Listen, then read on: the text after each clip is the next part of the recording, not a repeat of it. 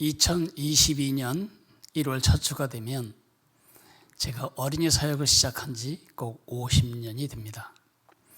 한 사람이 같은 일을 오래 하다 보면 직업병에 걸리게 됩니다. 저 역시 다르지 않게 직업병이 있습니다. 길은 것은 짧게, 그리고 막연한 것은 분명하게, 재미없는 것은 재미있게, 관계없는 것은 관계있게 되어야만 제 마음이 편안합니다. 그러다 보니 제가 강의를 하든 설교를 하든 많은 이야기를 하게 됩니다. 그리고 그림을 사용하게 됩니다.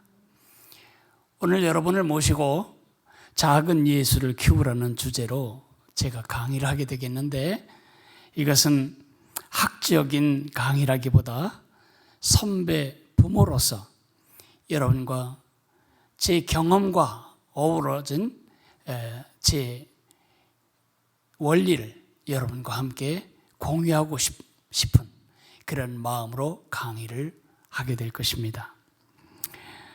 여러분, 개복치라고 들어보셨습니까? 개복치는 개자가 보고 앞에 붙어 있으니까 보고는 보고인데 별로 좋지 않다는 뜻이 되겠습니다. 개복치는 그 이름이 합당합니다.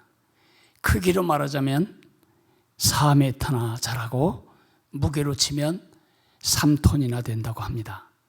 그러나 보고처럼 맛이 없고 개복치는 맛이 별로 없다고 합니다.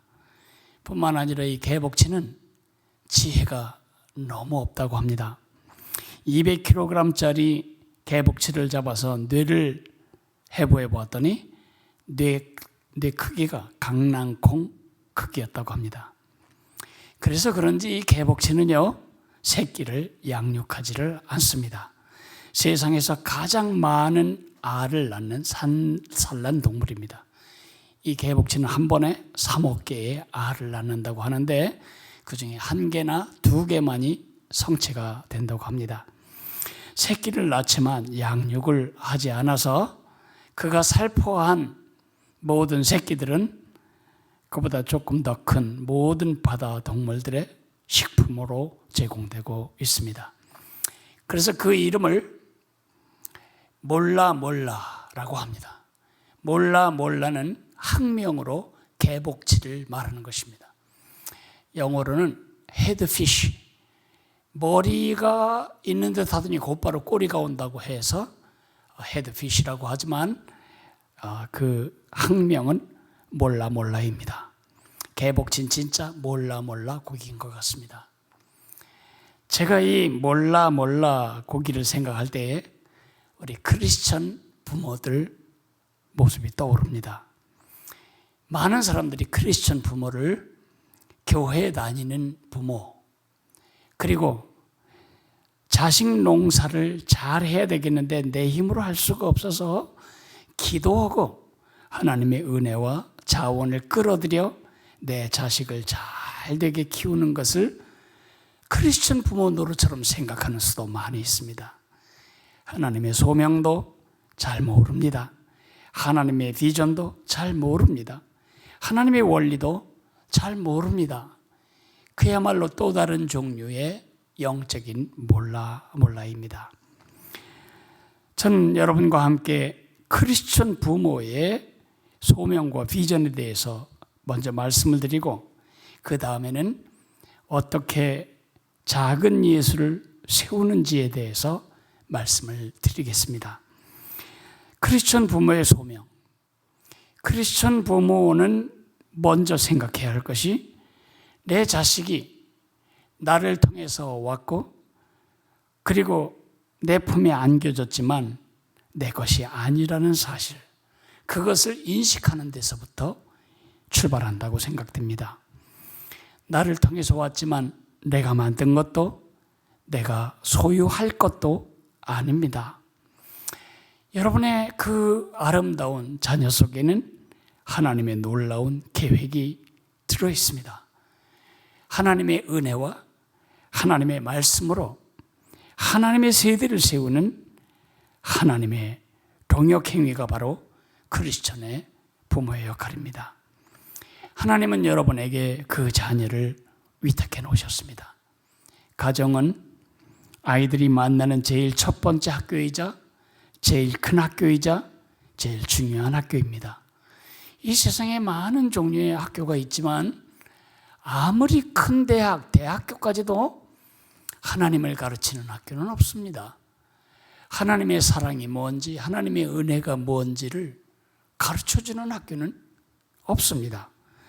그것을 배우는 제일 첫 번째 학교, 그리고 가장 많이 배울 수 있는 학교는 바로 여러분입니다. 여러분뿐만 해서 아이들은 우리가 누군지, 우리가 어떻게 살아야 하는지, 우리가 왜 이 땅에 있는지를 배우게 됩니다. 그 본질을 배울 수 있는 학교가 부모님의 품이라는 점에서 부모님은 가장 큰 학교라고, 가장 중요한 학교라고 말할 수가 있겠습니다. 그러면 크리스천 부모의 비전은 무엇일까요? 많은 부모들은 소위 동상이몽을 합니다. 많은 사람들이 하나님의 꿈과 아주 다른 꿈을 가지고 자기 자녀를 세웁니다. 하나님의 비전과 상관없이 내 비전을 가지고 자녀를 키우고 싶어 합니다.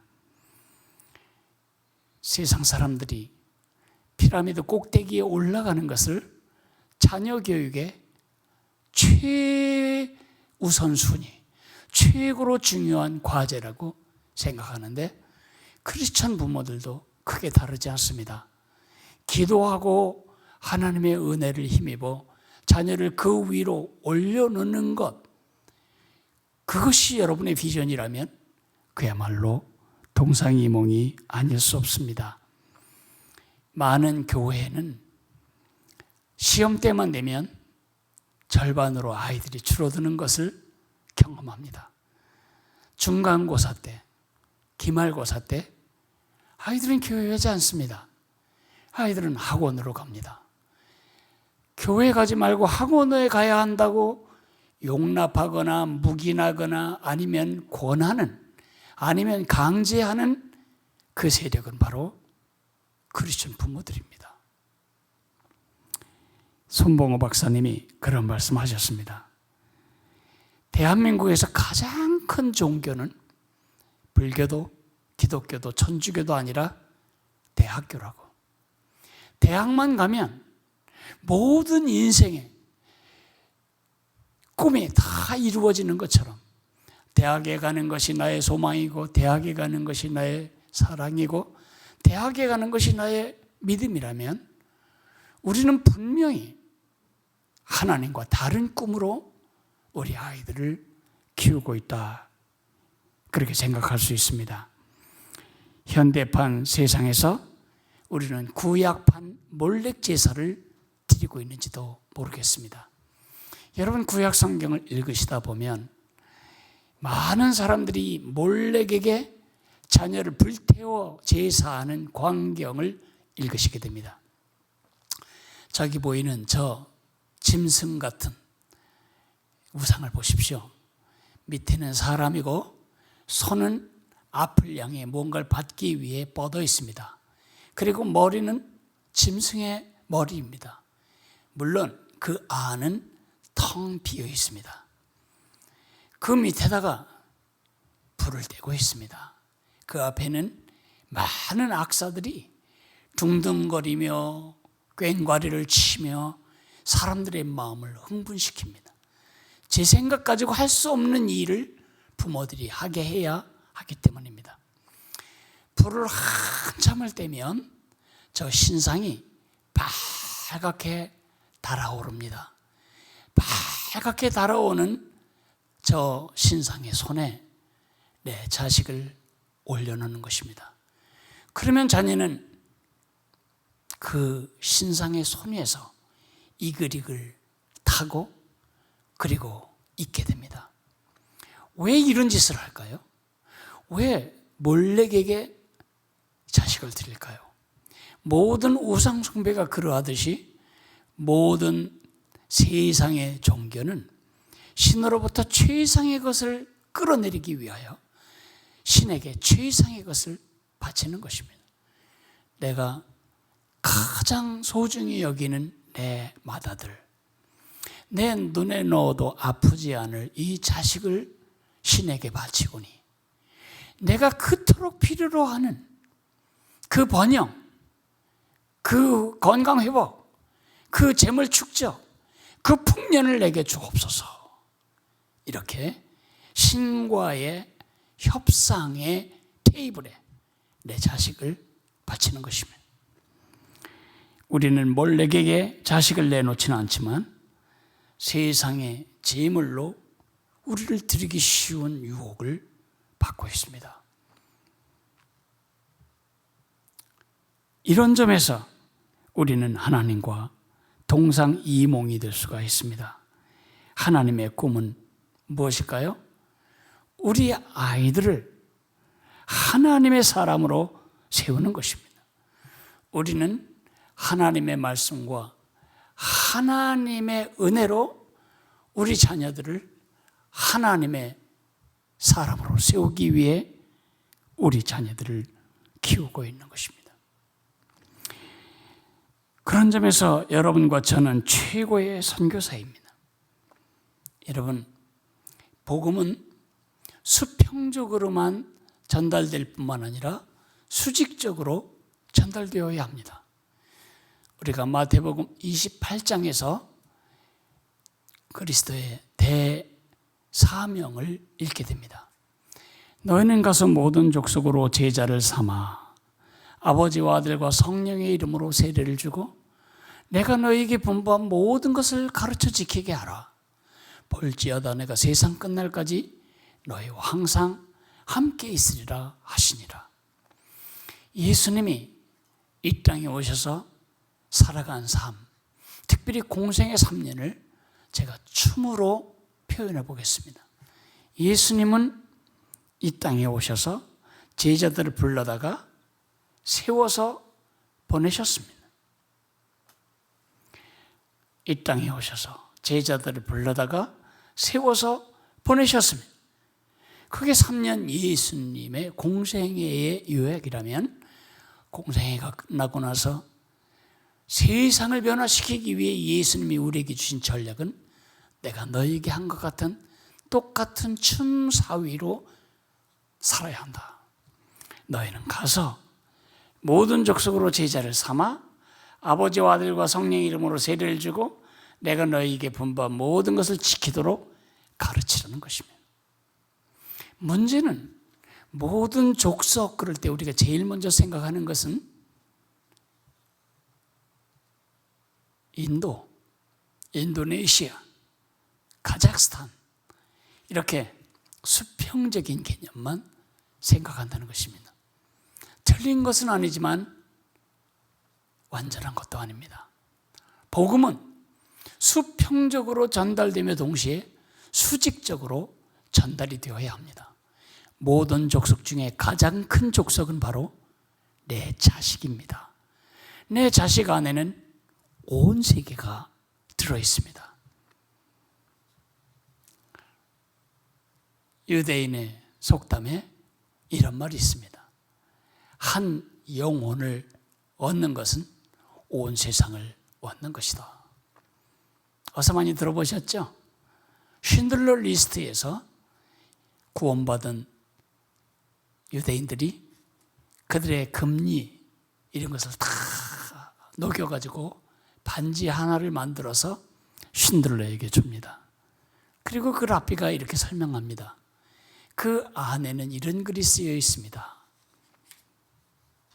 한 영혼을 얻는 것은 온 세상을 얻는 것이다. 과연 그렇습니다.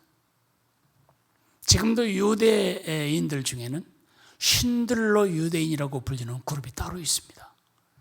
그때 살아남은 그 사람들이 자녀, 손주, 증손주 나면서 지금 그 숫자가 굉장히 많아졌습니다.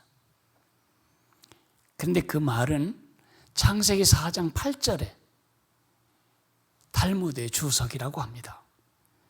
가인이 아벨을 때려 죽였을 때 그것은 한 사람, 동생 한 명을 죽인 것이 아니라 그것은 한 세상을 죽인 것이다. 여러분 자녀는 한 명이 아닙니다. 자녀 둘을 낳으셨습니까? 두 민족을 키우고 계신 것입니다. 그 아이는 패키지입니다.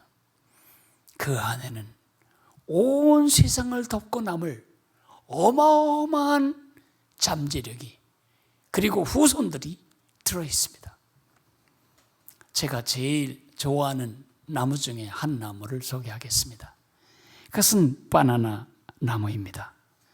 바나나 나무는 생후 6개월이 되면 서너 개의 새순을 세우고 나머지 6개월 동안 열심히 최선을 다해 열매를 맺는다고 합니다. 열매를 맺으면 사람들이 칼로 이삭을 잘라버리죠. 그러면 죽습니다. 그러면 그 죽은 엄마 혹은 할머니의 몸을 영양으로 뜯어먹으면서 그 다음 새순들이 자란다는 것입니다. 한 개의 바나나를 심으면 온 동산이 바나나 동산으로 바뀌는 것은 시간 문제라고 합니다. 이것이 바로 수직 선교입니다. 여러분, 선교에는 두 가지 모드가 있다고 배웠습니다. 하나는 시리얼 모드입니다. 우리 기독교가 예루살렘에서 시작해서 안디옥에서 빌립보, 또 저기 데살로니가, 그리고 아시아,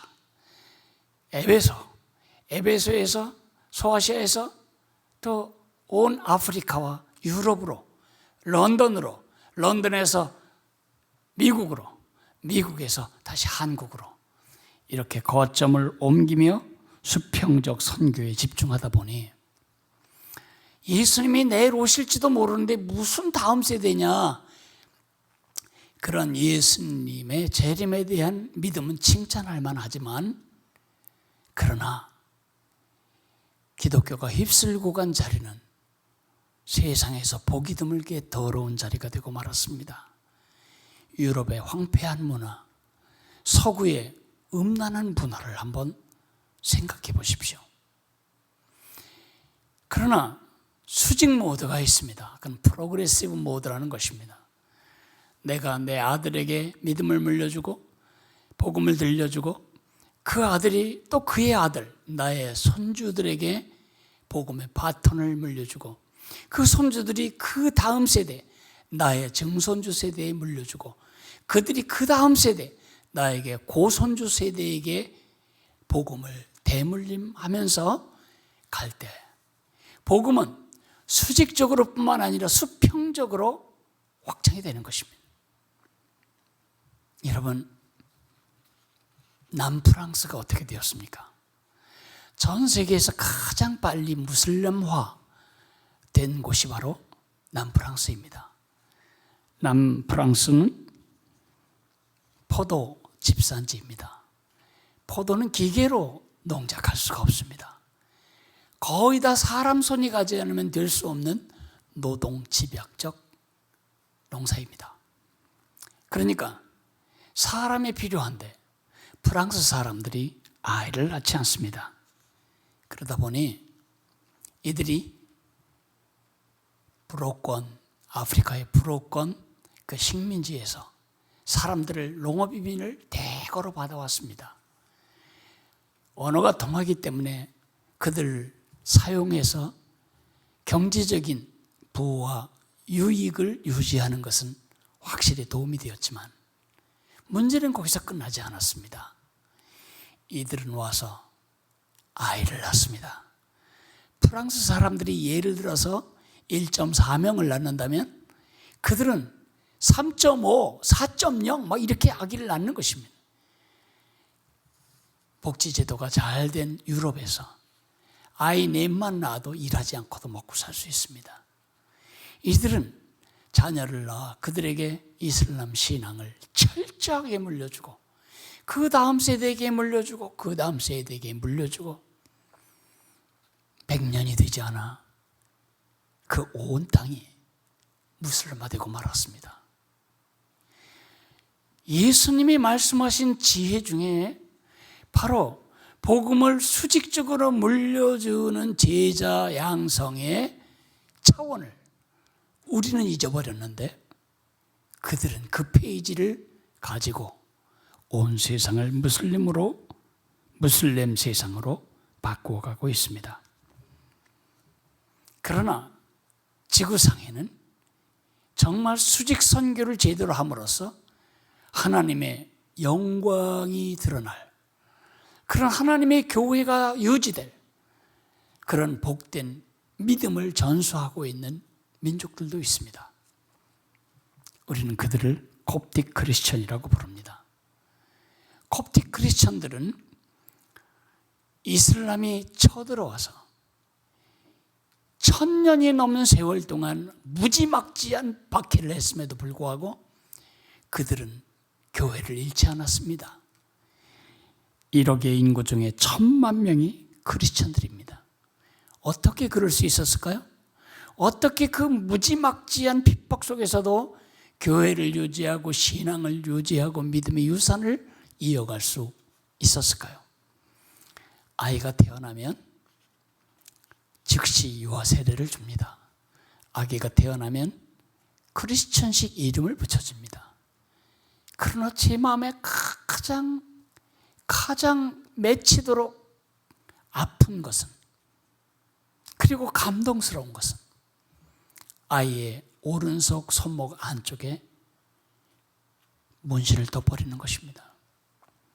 아이도 울고 저 문신 때문에 아이가 한평생 당할 모멸 때문에 부모도 울고 주변이 다 울지만 그러나 이집트의 어떤 축복과 이집트에서의 출세와 이집트에서의 성공보다 하나님의 백성으로 사는 것의 영광, 하늘나라 시민으로 사는 것의 축복, 그것을 더 귀하게 여긴 그 부모들이 저렇게 목숨 걸고 그 믿음의 스토리를 다음 세대에게 물려줌으로써 그들은 지금도 영광스러운 교회를 지켜가고 있습니다. 이제 나머지 시간은 우리도 어떻게 하면 작은 예수를 키울 수 있을까? 그 부분에 대해서 말씀을 드리도록 하겠습니다. 가장 중요한 것은 관점입니다. 관점. 어떤 안목으로 자녀를 보고 어떤 안목으로 자녀 양육을 보는가?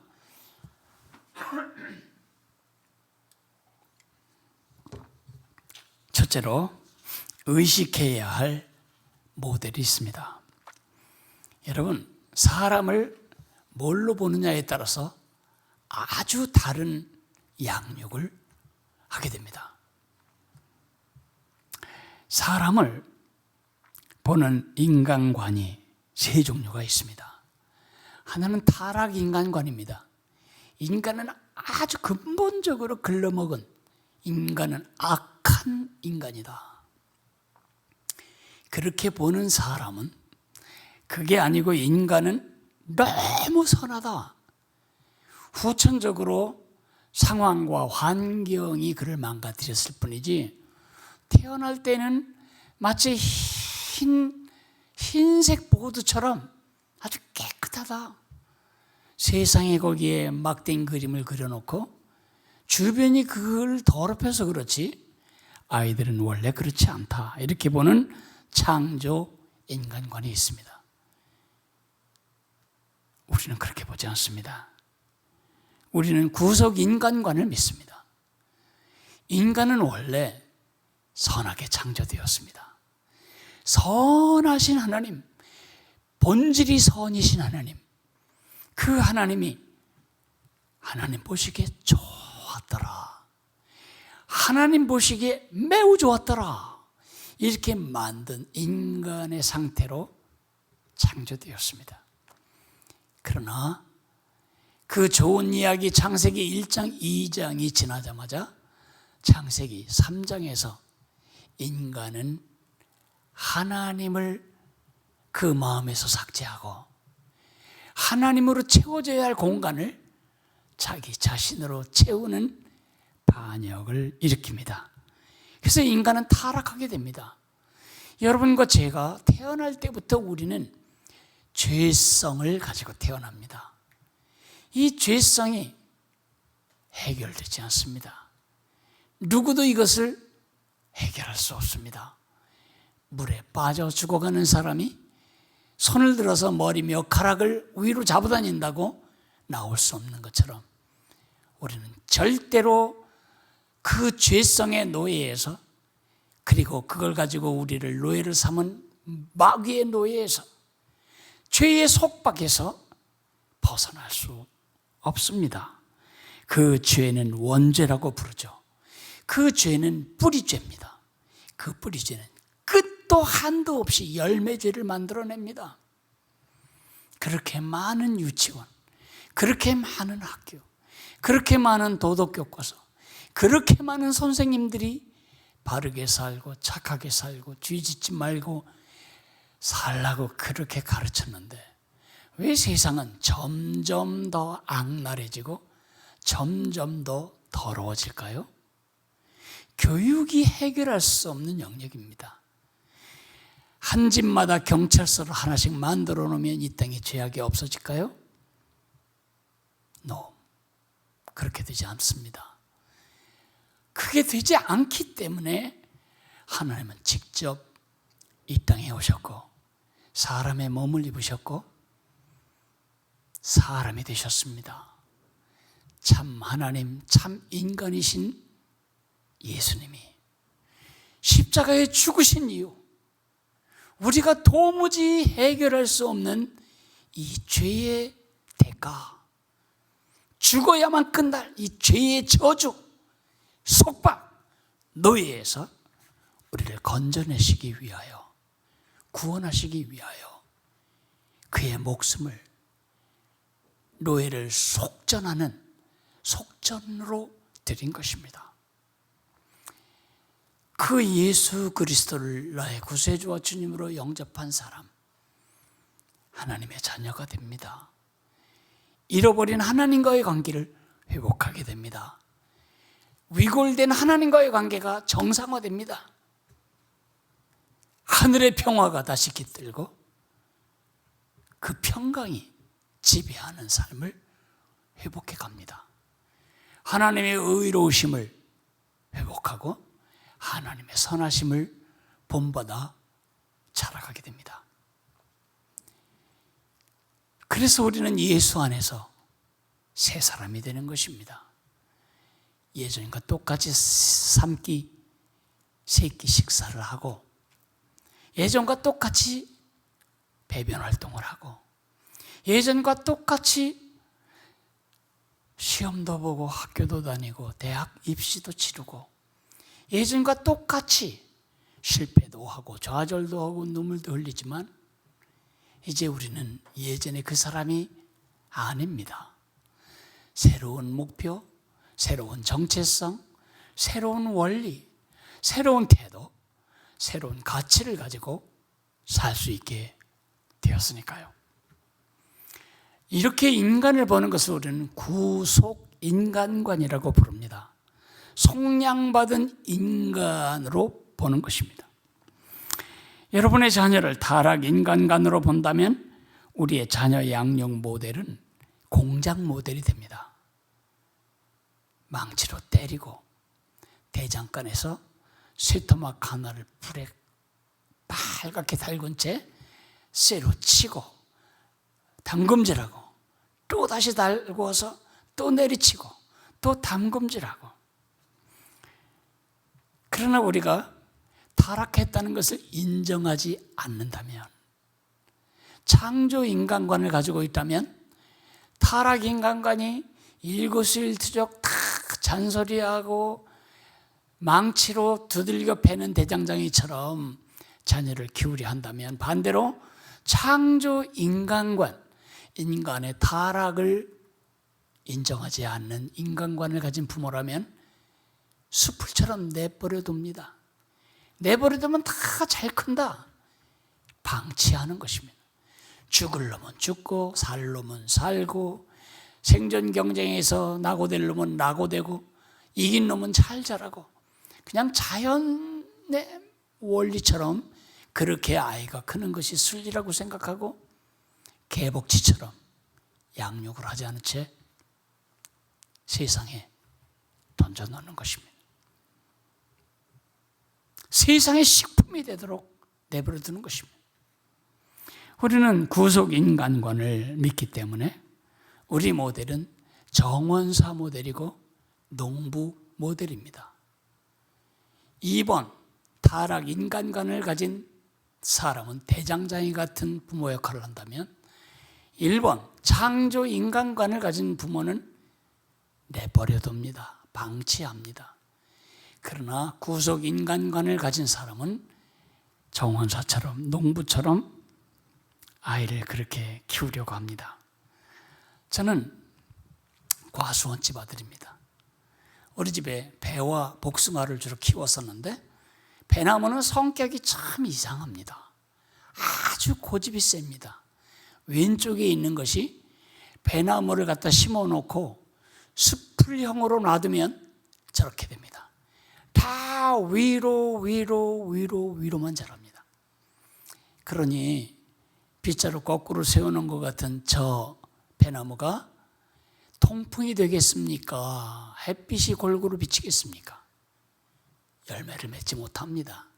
그냥 나무일 뿐이지 배나무 본래에 가졌던 재생산의 기능을 충족시키지 못한 채 저 나무는 농부의 노력만 다 낭비할 뿐 소용없어서 나중에는 잘려나가고 말 것입니다. 그래서 여러분이 어느 배과수원을 가든지 나무가 오른쪽처럼 생긴 것을 보실 수 있습니다. 저것은 원래 나무가 내버려두면 저렇게 자라는 것이 아닙니다. 농부가 1년생 가지를 저렇게 쇠막대기나 쇠 철사에 매어서 고정해두면 1년이 지나도 다시 돌아가지 않습니다. 이렇게 해서 채광이 골고루, 영양 공급이 골고루, 통풍이 잘 되도록 하기 위한 노력. 이것이 농부가 해야 할 일입니다. 농부가 없다면 배나무는 본래 본질적인 열매, 배를 맺을 수가 없게 될 것입니다. 두 번째로 의식해야 할 목표가 있습니다. 여러분의 눈이 절대로 놓치지 말아야 할 두 번째 장면은 자녀를 양육하는 것에 대한 목표입니다. 그것을 저는 신학적으로는 리뎀션, 아주 쉬운 말로는 회복, 하나님의 형상의 회복이라고 부르겠습니다. 여러분, 아주 더 쉬운 말로 설명하겠습니다. 제가 어렸을 때 우리 할머니께서 버선을 만들어 주셨습니다. 저희 어머니도 우리 가족들을 위해 버선을 만들었습니다. 그런데 각 아이마다, 각 인물마다 저런 버선 본이 있습니다. 이 본은 종이로 만들었습니다. 이 버선 본은 그 사람의 발의 크기에 따라 그리고 발의 폭에 따라 다르게 생깁니다. 저 버선 본을 만들고자 하는 그 천에 놓고 오립니다. 예를 들어서 헛버선이라는 것이 있습니다. 그것은 헝겊과 헝겊 사이에 아무것도 들어가 있지 않은 그냥 그야말로 천으로 된 버선입니다. 여름에 저거 신어야 하죠. 그러나 겨울에 저거 신으면 너무 춥습니다. 그래서 이 천과 천 사이에 솜을 넣어서 만들면 겹버선이라고 말합니다.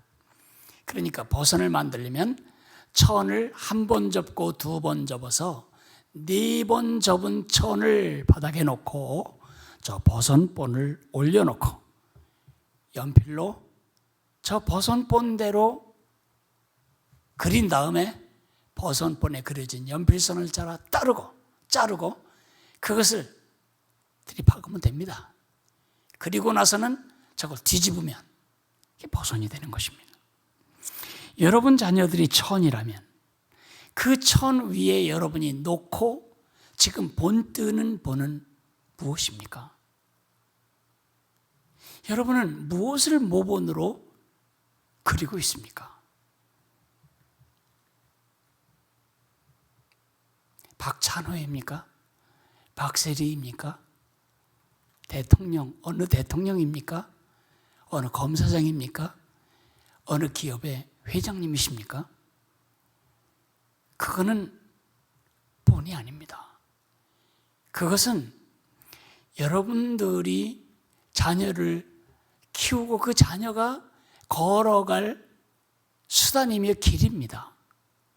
궁극적인 목표는 하나님을 영화롭게 하고 하나님을 사랑하고 하나님을 기뻐하고 하나님을 영화롭게 하는 그 목표를 가진 대통령, 그 목표를 가진 골프 선수, 그 목표를 가진 교수님, 그 목표를 가진 연예인. 크리스천이라는 말은 형용사가 아닙니다. 크리스천이라는 말을 형용사로만 사용하기 때문에 우리나라 인구의 4분의 1이 크리스천이라도 안 믿는 이슬람 국가나 불교 국가나 다르지 않은 것입니다. 이제부터 크리스천을 명사로 사용하십시오. 그리고 여러분들이 지금까지 추구해왔던 자녀에 대한 목표를 형용사로 바꾸십시오. 나는 축구 선수로 하나님을 영화롭게 하고 세상을 축복하는 그리스도의 제자다. 나는 변호사로서 하나님을 영화롭게 하고 세상을 축복하는 크리스천이다. 우선 그렇게 되려면 예수님처럼 자라야 되는데, 예수님처럼 자란다는 말은 어려서부터 목수 일을 해야 된다는 뜻이거나 아니면 예루살렘에 가서 커야 된다, 가버나움에서 양육되어야 된다는 뜻은 아닌 거 다 아시죠? 예수님의 형상을 본받는다는 것, 예수님의 제자가 된다는 것, 작은 예수가 된다는 것은 그 하나님의 형상의 구조와 기능을 회복한다는 것입니다. 여러분, 하나님의 형상이란 매우 추상적입니다. 와닿지도 않습니다. 형이상학적인 용어입니다. 그 눈에 보이지도 않고 감도 안 잡히는 하나님의 형상이 무엇인가를 아주 구체적으로 보고 듣고 느끼게 하기 위하여 하나님은 그 아들 예수님을 이 땅에 사람으로 보내셨습니다.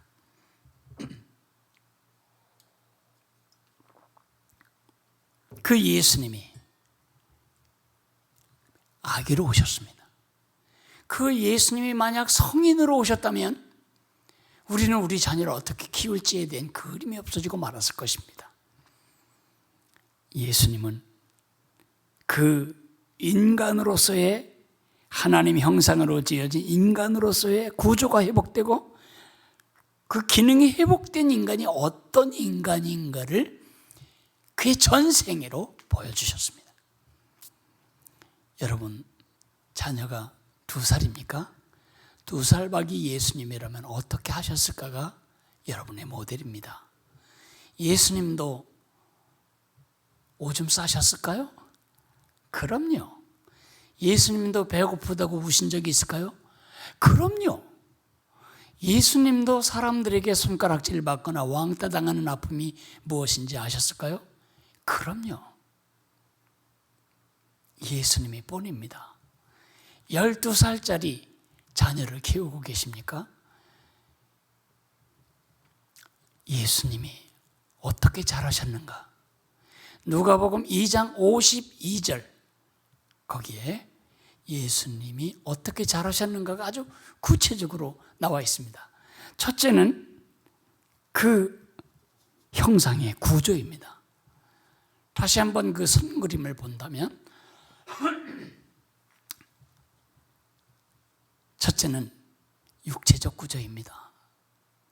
두 번째는 지성적 구조입니다. 세 번째는 정서적 구조입니다.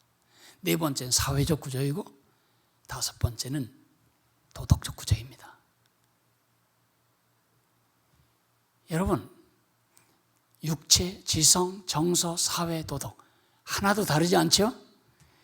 크리스천에게 다른 것은 손바닥입니다. 그건 영적 구조입니다. 이 영적 구조는 육체적, 지성적, 정서적, 사회적, 도덕적 모든 손가락 구조에 영향을 줍니다. 영적으로 부패한 사람이 정서적으로 충만하다, 그런 일은 없습니다. 손바닥이 뚫어진 사람은 손가락 5개가 다 있어도 작동하지 못합니다.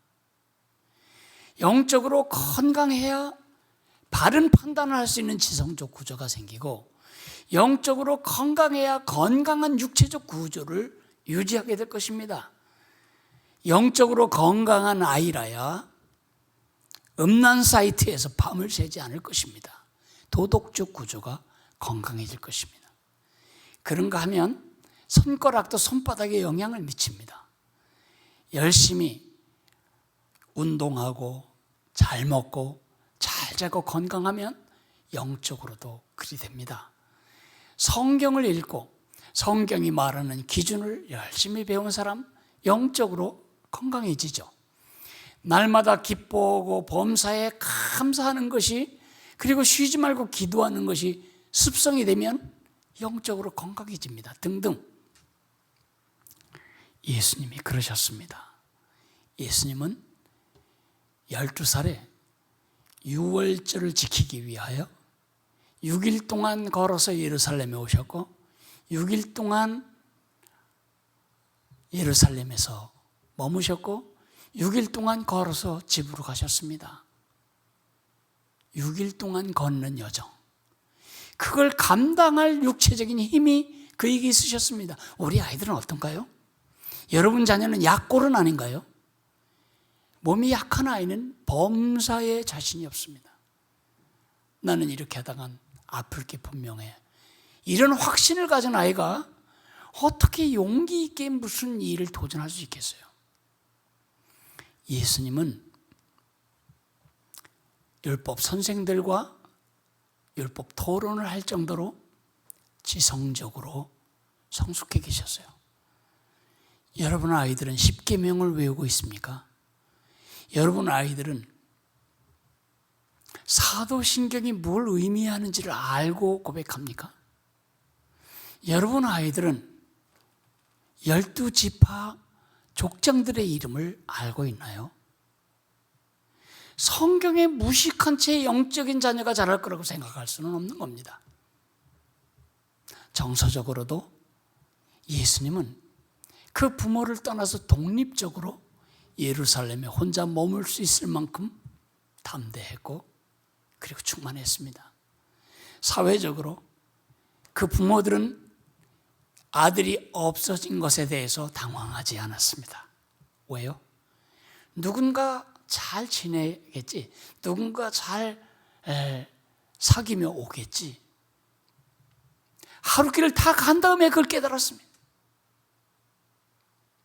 사회적으로 예수님은 못난이처럼 살지 않으셨습니다. 도덕적으로 그 부모들이 자기를 이해하지 못했지만 짜증내고 화내지 않았습니다. 그는 그 부모님, 내가 누군지를 이해하지도 못하는 그 부모님을 끝까지 효성을 다해 섬겼습니다. 가장 중요한 것은 영적입니다. 누가복음 2장에 보면 예수는 그 키와 지혜가 자라갈수록 하나님과 사람들에게 사랑스러우셨다고 말하고 있습니다. 자, 하나님이 우리 자녀들에게 이런 구조를 두신 이유는 기능을 하기 위해서입니다. 바른 기능.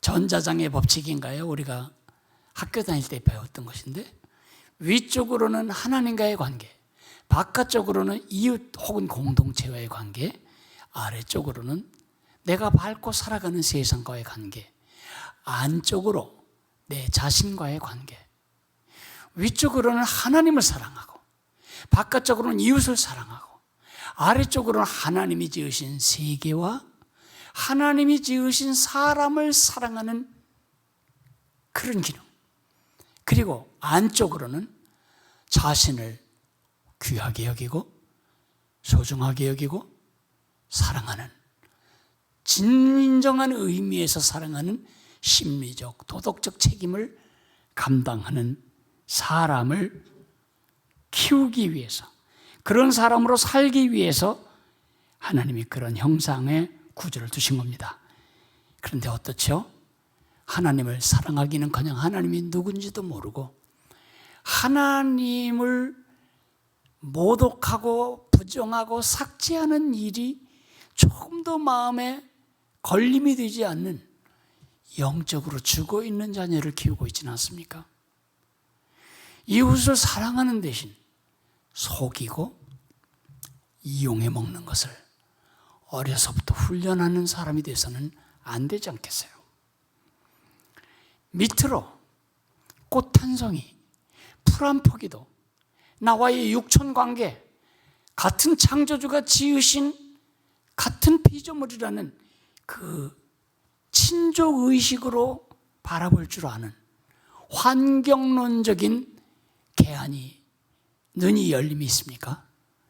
그리고 안 믿는 사람들이 하나님을 알아야만 행복해진다는 이 복음의 확신, 그 확신을 가지고 예수 모르는 아이를 어떻게 해서든지 예수님을 소개해주고 예수님과 그들을 만나게 해주고 싶은 열정으로 아이들이 자라고 있습니까?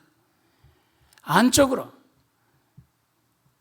대학만 떨어져도 자살을 해야 하는 줄 아는,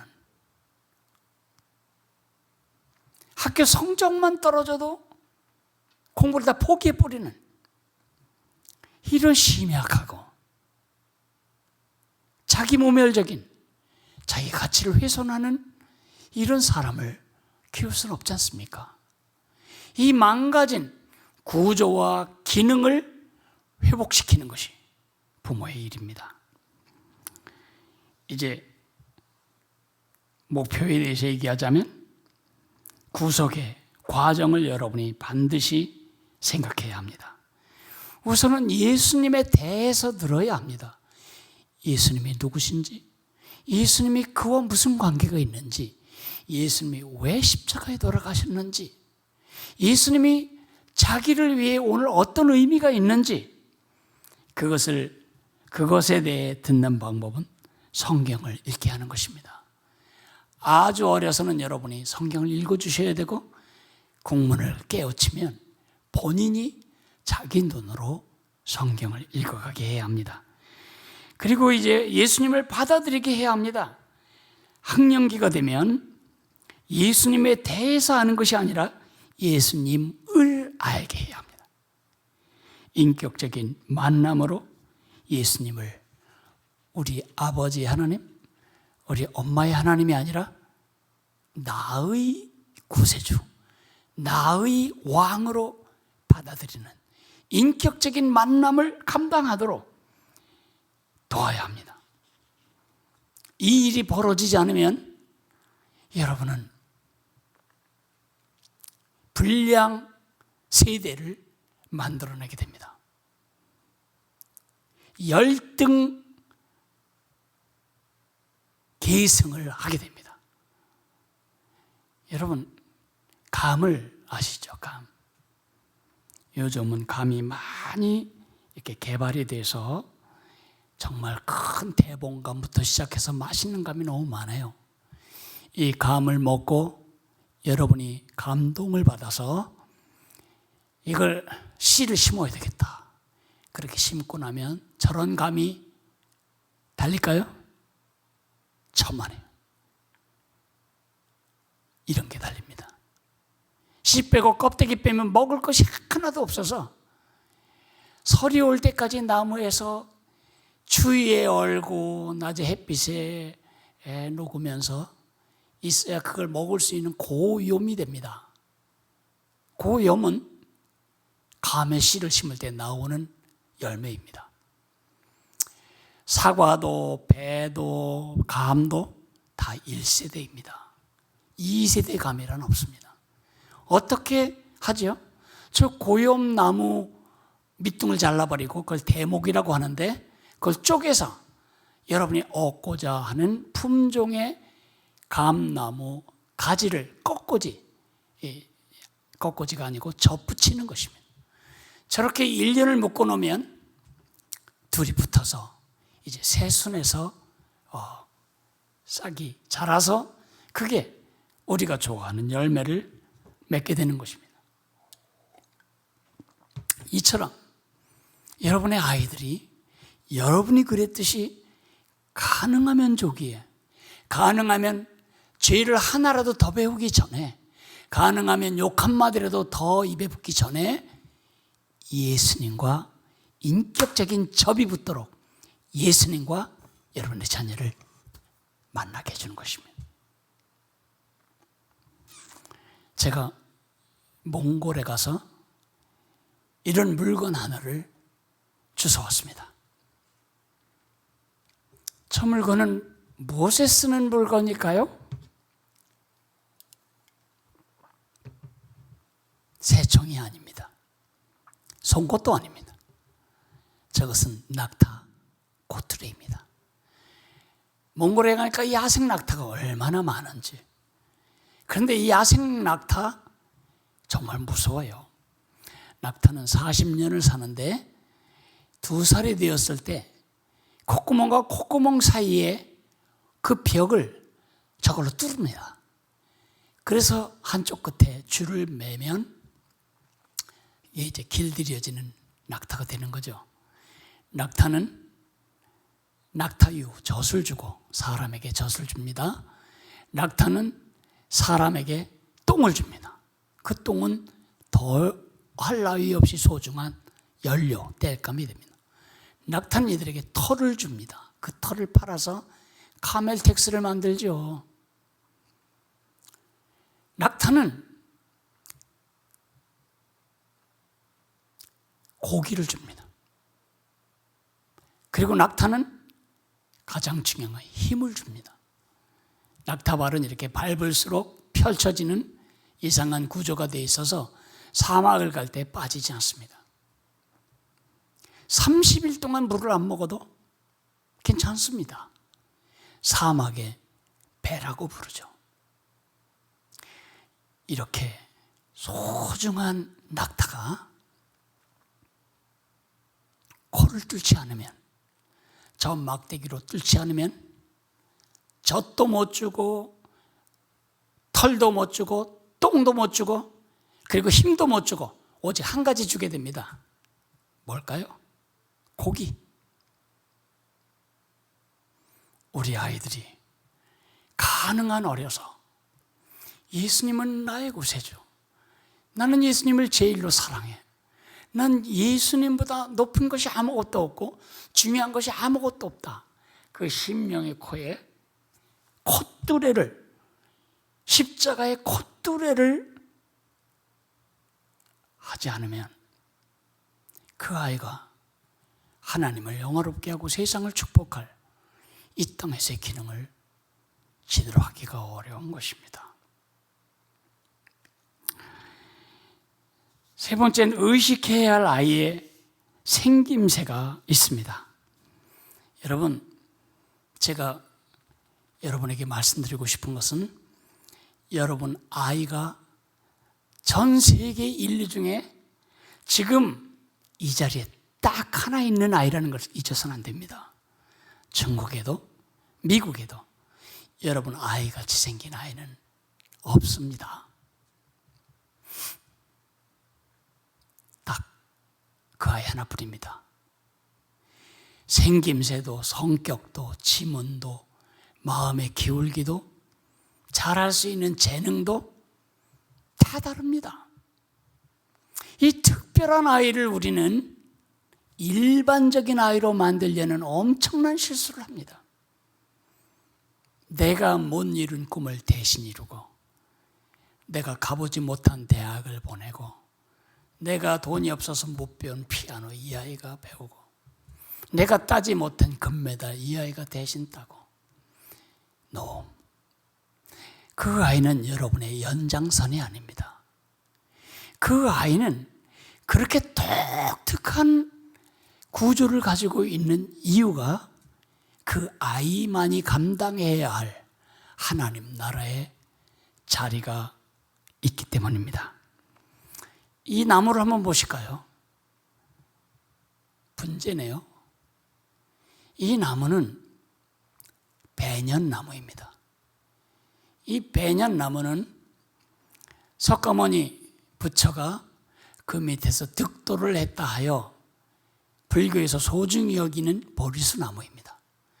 동남아시아에 여러분이 여행을 하시면 대용수라고 이름이 붙여진 바로 그 나무입니다.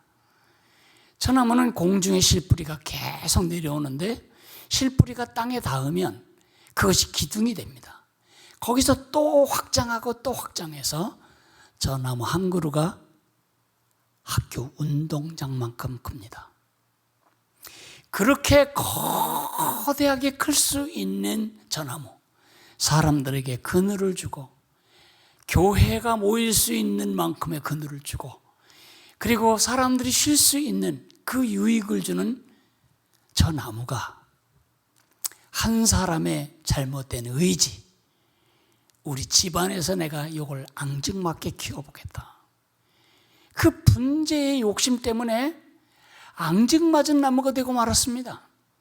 저 나무는 귀엽다, 앙증맞다 이외에 한 가정에 들어가서 허전한 구석에 가구 아니면 분위기를 좋게 만드는 그런 완구 역할로 전락해버린 것입니다. 우린 그래서는 안 됩니다. 다시 말하지만 여러분의 자녀는 그 아이가 꼭 들어가야 할 자리가 있습니다. 우리가 아이들에게 어려서부터 갖고 놀게 한 이 장난감을 보십시오. 네모는 네모로 들어가야 하고 동그라미는 동그라미로 들어갈 때 가장 행복하고 가장 가치 있습니다. 인기가 있다고 해서 네모가 별 안에 들어가려고 하거나 타원형이 별 안에 들어가려고 하면 망가집니다. 그처럼 많은 부모들이 너는 이리로 가야 유망하다. 너 때에는 이게 먹고 살기에 가장 좋을 거다. 그래서 거기다 때려박으면 망가집니다. 그 자리도 망가지고 그 아이도 망가집니다. 이것을 절대 잊지 않으셨으면 좋겠어요. 여러분 아이에게는 하나님이 독특하게 부여하신 모양새가 있습니다. 모양을 영어로 shape이라고 부릅니다. 이것은 제가 앞글자를 딴 것인데 은사가 다릅니다. 마음의 기울기가 다릅니다. 어떤 아이는 아가들을 보면 마음이 막 간절하고 어떤 아이는 아픈 사람을 보면 마음이 막 간절하고 어떤 사람은 가난한 사람을 보면 마음이 간절하고 등등 마음의 기울기가 다 다릅니다. 타고난 재능이 다 다르고 성격이 다 다릅니다. 그 아이들이 어려서부터 경험하는 경험이 다 다릅니다. 어떤 아이는 어려서부터 그렇게 능청 떨고 연기를 잘해요. 하나님은 그렇게 글을 쓰실지 모릅니다. 제 딸은 어려서부터 그림을 잘 그리더니 지금 한국에 있는 아이들이 배우고 사용하는 그림, 교재의 디자이너를 하고 있습니다. 그 아이는 그 일을 하면서 기쁘고 행복합니다.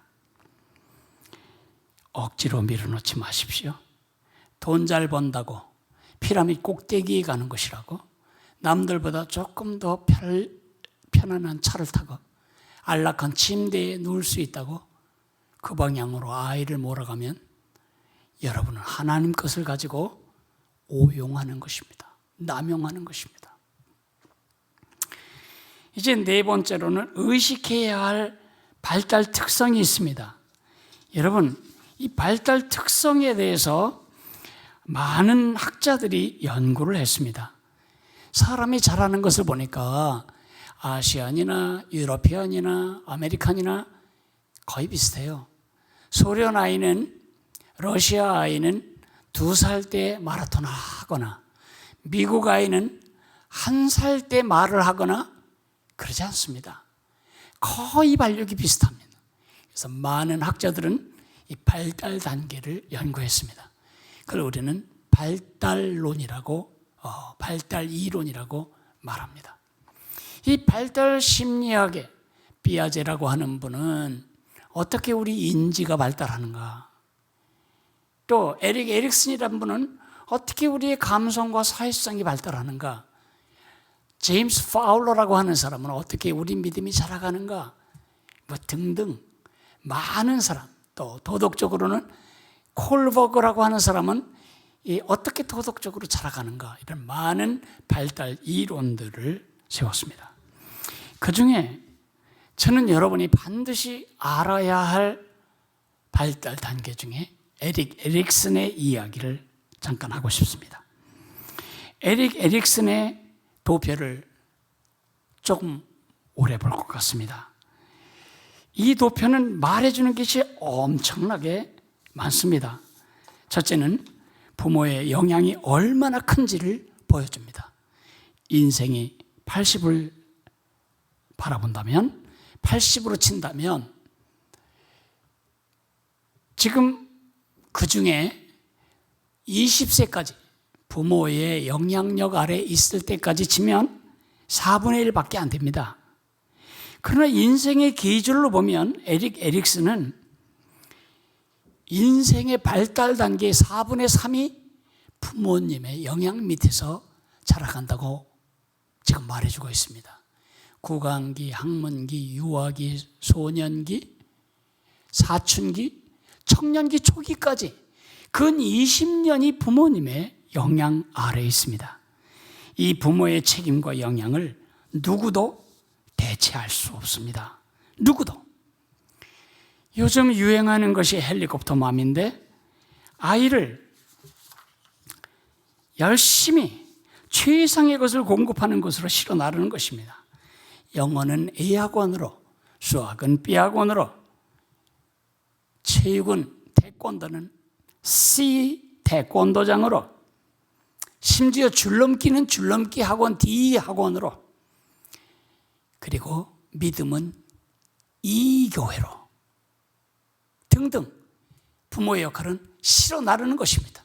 등록하고 돈 내주고 실어 오고 실어 가고.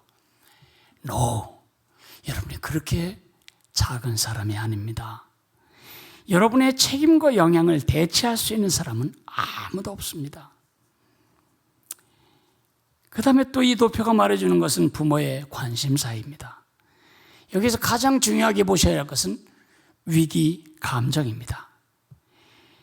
그 아이가 자라는 단계마다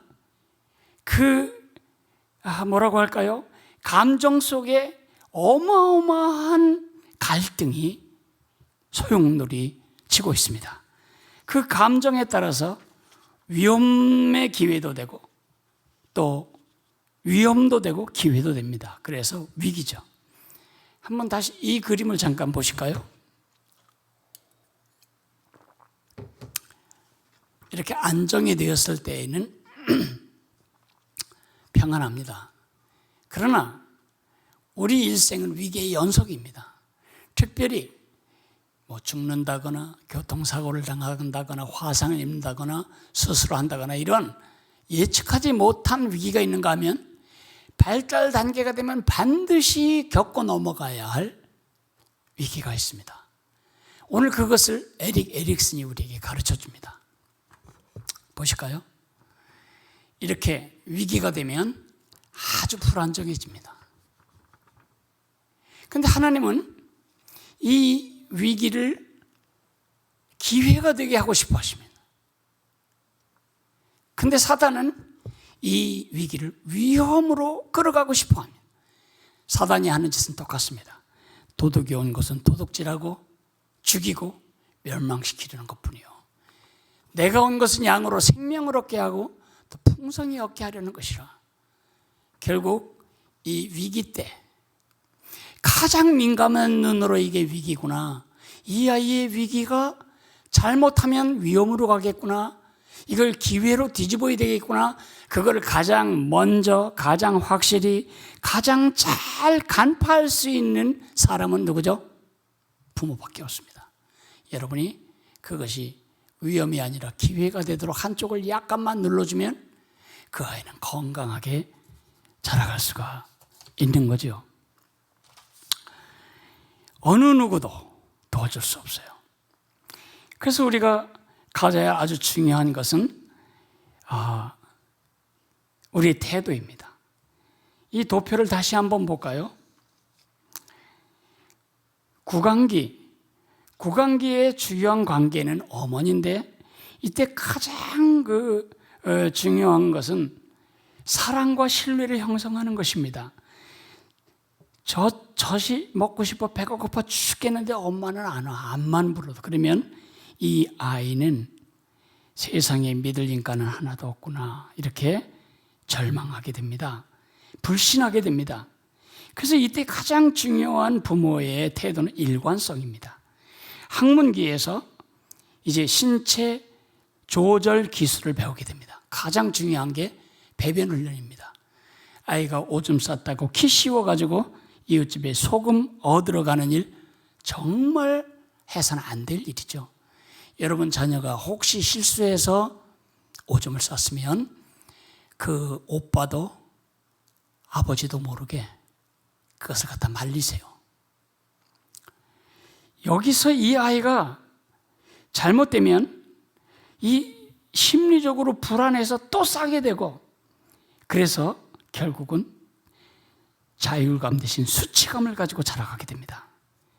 이때 여러분의 태도는 격려입니다. 괜찮아. It is well with my soul. 괜찮아. 유학이 되면 이때 고집 부립니다. 고집 부리는데 이때 여러분이 꺾어야 합니다.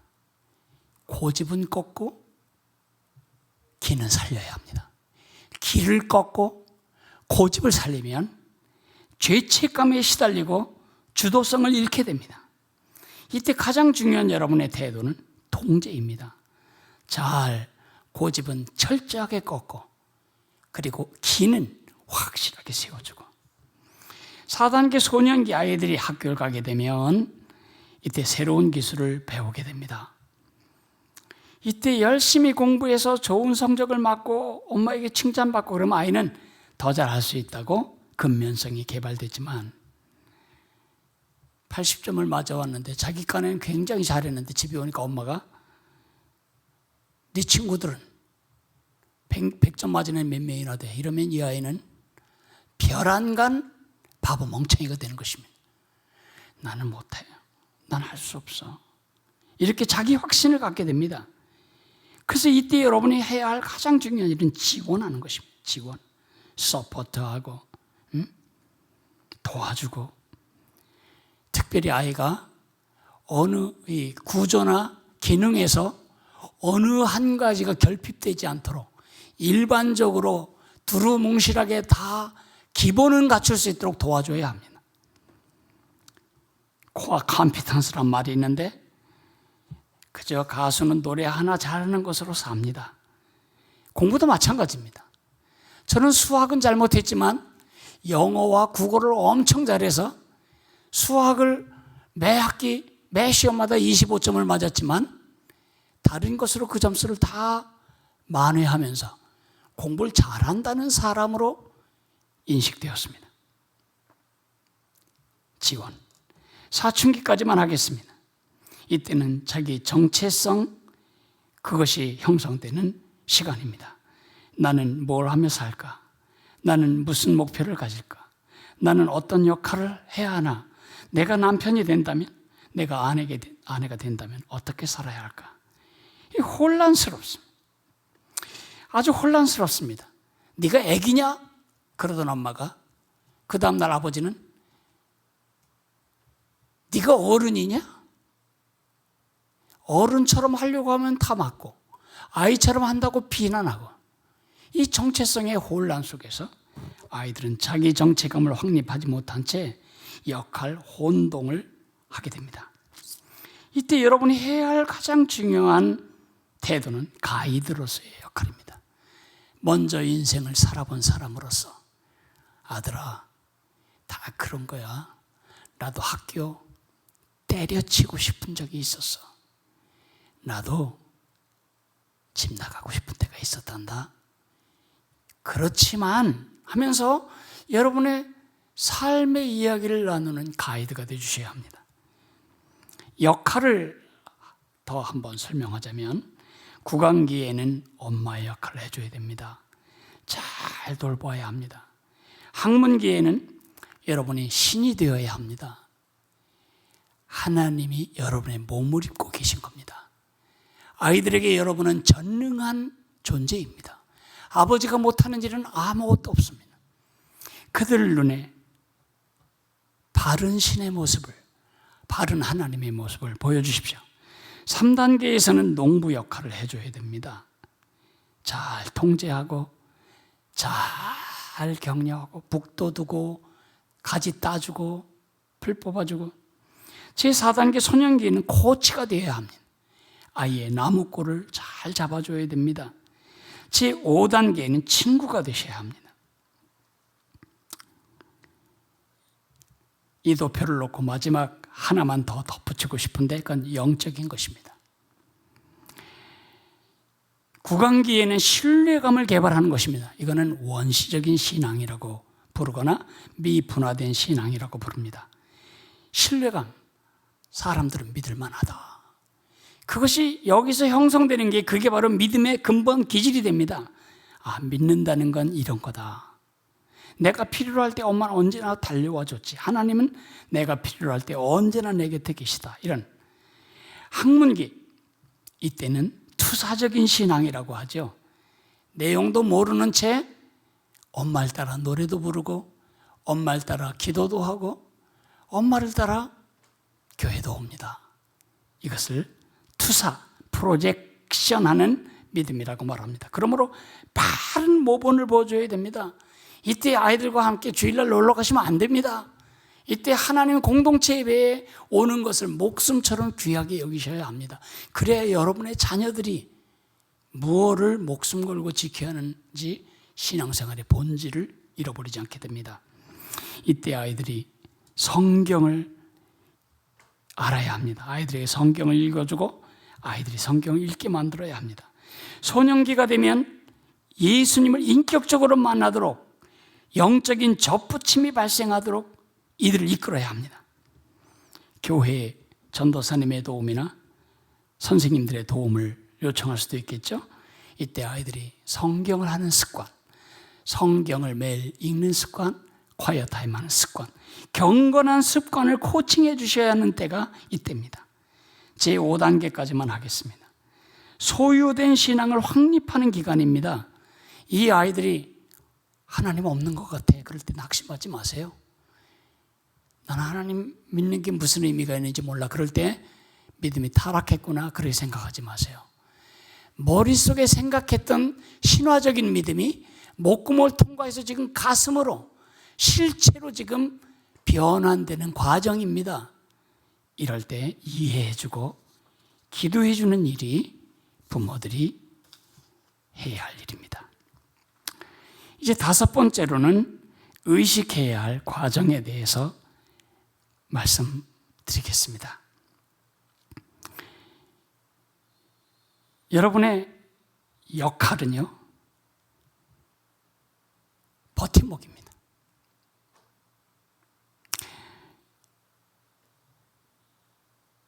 여러분 이 버팀목 그림을 한번 보실까요? 여러분 정원사로서 나무를 심으면 쓰러지지 않도록 버팀목을 세워줘야 됩니다. 근데 저 정원사가 쇠줄로 엮어놓고는 몇 년을 방치하니까 버팀목이 나무 속을 파고드는 것이 아니라 저 나무가 버팀목과 쇠줄을 다 끌어안고 죽을 고생을 하며 자라가고 있습니다. 절대로 저렇게 내버려둬서는 안 됩니다. 여러분이 자녀를 키울 때 이 그림을 꼭 잊지 않으셨으면 좋겠어요. 바움린드라고 하는 사회학자가 자녀들이 자라는 과정에 있어서 어떤 변수로 자라나를 연구했습니다. 1000명이 넘는 비행 청소년들을 상담하면서 엄마, 아버지가 어떤 식으로 키웠나 보니까 두 가지 공통 변수가 있어요. 하나는 통제고 하나는 지원입니다. 통제가 많고 적음, 지원이 많고 적음에 따라서 4개의 부모 유형이 생긴다는 것을 발견하게 되었습니다. 지원은 별로 없어. 그런데 잔소리는 엄청 해. 그러면 지시형. 통제도 많지만 지원도 많아. 고치형. 지원은 많지만 통제를 안 해. 지원형. 통제도 안 하고 지원도 안 해. 위명. 어느 것이 여러분에게 가장 마음에 드는 변수입니까? 아니, 지금 어떻게 하고 계십니까? 여러분의 자녀가 지금 유치원 다니는데 지원형으로 키우고 있습니까? 애들이 해달라는 건 다 해주고 하지 말아야 할 일에 대해서는 아이가 상처받을까 봐 아무 말도 못하고 있지는 않습니까? 아이 망치는 것입니다. 우리는 이렇게 유연하게 해야 됩니다. 아이가 태어났을 때는 100% 부모 통제입니다. 매일 우유를 먹을래, 서울 우유를 먹을래, 남양 우유를 먹을래, 그런 거 아이에게 묻지 않습니다. 어떤 기저귀를 찰래, 그런 거 아이에게 묻지 않습니다. 100% 엄마가 다 통제합니다. 아이에게는 아무 선택권이 없습니다. 그러나 조금 자라면서 아이가 원피스 입고 싶다 그러면 원피스를 사주고, 바지 입고 싶다 그러면 바지를 사주고, 그래서 가로되어 있는 데까지 가면 그게 이제 학령기에 진입하는 거죠. 거기서 고등학교를 졸업할 때까지가 세로 작대기 있는 데까지입니다. 그때부터는 코치형으로 가야 됩니다. 지시형에서 점점 코치형으로 가더니 코치형에서는 점점 지원형으로 갑니다. 아이가 대학쯤 들어가면 대학 들어간 아이에게 이빨 닦아라. 안쪽 10번, 바깥쪽 10번, 저 안쪽에 이 사랑니빨 그 뒤도 10번, 앞니빨 10번, 위아래로 꼭 10번, 문지르지 말고 쓸어내리면서 10번. 그렇게 하겠습니까? 그건 잘못 키운 겁니다. 그런 건 다 코치형에서 끝났어야 할 얘기고, 지시형에서 끝났어야 할 얘기입니다. 하나만 더 볼까요? 위명은 결혼을 해요. 왼쪽 가로막대기는 결혼식입니다. 결혼해놓고도 여전히 김치는 있니? 애는 어느 학교 보낼 거니? 끝까지 애프터 서비스하는 부모, 자녀 사랑하는 부모 아닙니다. 결혼식 날 여러분은 진수식을 해야 됩니다. 떠나보내야 됩니다. 여러분이 이 유연성을 잃어버리면 아까 제가 보여드렸던 나무를 파먹는 엉뚱한 버팀목 역할을 하게 되는 것입니다. 이제 의식해야 할 힘에 대해서 말씀드리면 이 부모의 관점은 제가 다 설명하는 것이 되겠습니다. 첫째로 3가지 힘이 있습니다. 의식해야 할 3가지 힘 중에 첫 번째는 삶의 힘입니다. 신명기 6장에 보면 구약의 자녀교육의 교과서라고 할 수 있는 쉐마 본문이 나옵니다. 그 본문을 4개의 L자로 요약하면 이렇습니다. Learn, 네가 먼저 배워라. Love, 네가 먼저 사랑해라. Live, 네가 먼저 그렇게 살라. 그리고 그런 믿음을 내 자녀에게 Leave, 물려주라고 말합니다.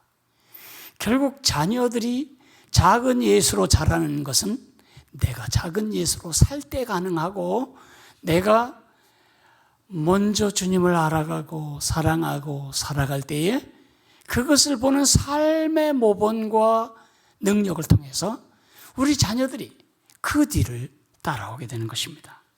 두 번째는 공동체의 힘입니다. 공동체의 힘이란 여러분 절대 그 일을 혼자 할 수 없습니다. 모든 부모의 노력이 가상하지만 부모의 한계도 분명합니다. 모든 부모가 다 똑같이 영적으로 성숙한 것도 아니고 그런 능력이 있는 것도 아니기 때문에 제2의 가정, 제2의 부모를 둔 것입니다. 그래서 가정과 교회는 에너지를 융합해야 합니다. 가정의 부모의 사랑을 양육 형태를 빨간색으로 표현한다면 교회에서의 양육 상태를 양육 방식을 저는 노란색 진리의 에너지라고 부르고 싶습니다. 이 교회의 진리의 에너지 노란색과 가정의 사랑의 에너지를 둘을 합치면 오렌지색 에너지가 융합되겠죠. 절대 여러분 혼자가 아닙니다. 여러분 교회 공동체를 소홀히 여기시면 안 됩니다. 공동체의 힘이 여러분 자녀를 행복하게 살아가는데 결정적인 힘이 됩니다. 세 번째, 마지막으로 하나님의 힘입니다. 여러분, 세 개의 힘이 있습니다. 첫째로는 내부적인 잠재력입니다. 아이 속에는 놀라운 잠재력이 있습니다. 두 번째는 외부적인 영향력입니다. 부모님, 여러분의 힘도 그 중에 속하고 학교 선생님도 그 중에 속하고 교회의 반사도 여기에 속합니다. 그러나 아이에게 잠재력이 있고 우리가 도왔다고 아이가 달라질 수 있다면 뭐로 하나님 필요하겠습니까? 예수님이 왜 죽으셔야 했겠습니까? 아닙니다. 씨가 건강하고 농부가 아무리 열심히 한다고 해도 하나님이 하늘에서 햇빛과 공기, 산소, 물을 주지 않으시면 식물이 자랄 수 없는 것처럼 여러분의 자녀가 자라는 일에는 이 세 가지 요소가 다 필요한데 그 중에 가장 결정적인 것은 비와 햇빛과 공기이듯이 영적인 자녀 양육에서 가장 중요한 것은 은혜입니다. 여러분, 지금까지 이 강의를 들으면서 여러분 마음에 아주 많이 부담스러우실 거예요. 그죠? 무게가 충만하죠? 누가 이렇게 할 수 있겠나? 양 목사, 당신은 그렇게 하셨습니까? 제가 여러분에게 고백합니다. 저의 저된 것이 하나님의 은혜였듯이 제가 제 자녀들을 키워낸 것도 하나님의 은혜였고 제 자녀들이 지금 그들의 자녀를 키우는 것도 하나님의 은혜입니다. 제가 유다 열왕들의 이야기를 잠깐 하겠습니다.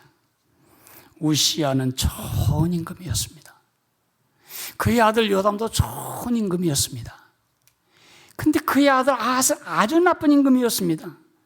아주 나쁜 임금 아하스의 아들 히스기야는 참 좋은 왕이었습니다. 참 좋은 왕의 아들 므낫세는 가장 나쁜 놈이었습니다. 구약의 가장 악한 챔피언 므낫세, 그의 아들 아몬도 나쁜 사람이었습니다. 여러분, 제가 왜 이렇게 이야기를 하죠? 규칙이 있습니까? 좋은 아버지, 나쁜 아버지, 좋은 아버지, 나쁜 아버지, 좋은 아버지, 좋은 아버지, 좋은 아버지, 나쁜 아버지, 나쁜 아버지, 나쁜 아버지 없습니다. 어떤 때는 좋은 왕 밑에서 나쁜 왕이 나오는가 하면 아하스처럼 나쁜 왕의 위에서 히스기야 같은 훌륭한 왕이 나오기도 하고 므낫세 같은 악한 왕이 나온가 하면 그 뒤에 요시야 같은 훌륭한 왕이 나오기도 합니다. 어떻게 설명하겠어요? 하나님의 은혜뿐입니다. 내가 너와 내 후손으로 말미암아 천하 만민이 복을 받겠다고 하신 아브라함에게 주신 그 약속은 예수님 때문에 우리의 약속이 되었습니다. 그 은혜를 붙드셔야 자녀를 키우는 어려움, 무게감, 이겨나가며 즐길 수 있습니다.